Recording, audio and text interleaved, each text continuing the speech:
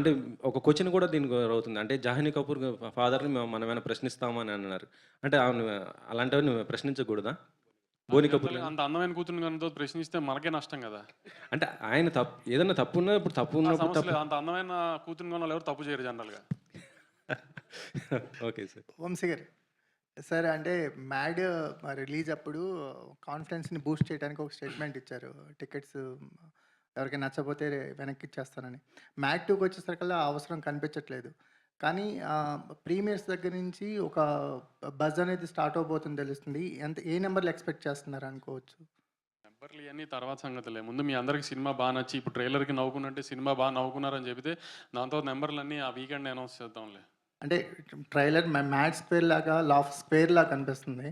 So, me kind of అంటే 'DJ Tillu' గానీ, 'mad' గానీ 'సితారా'కి కొత్త విలువను తెచ్చాయి.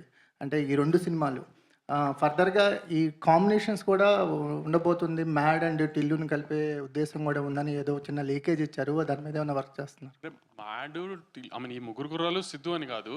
నెక్స్ట్ ఈ పాట కూడా ఇంతే సక్సెస్‌ఫుల్‌గా అవుతుందని నాకు డెఫినెట్‌గా తెలుసు. కామెడీ అంతా బా పండింది. రాత్రే కాపీ కూడా చూసుకున్నాము. సో, నెక్స్ట్ ఫ్రాంచైజ్ ఫిల్మ్ వచ్చినప్పుడు ఈ ముగ్గురు కుర్రాళ్ళని ఒక పెద్ద హీరోతో కలుపుదామని ఒక ఐడియా.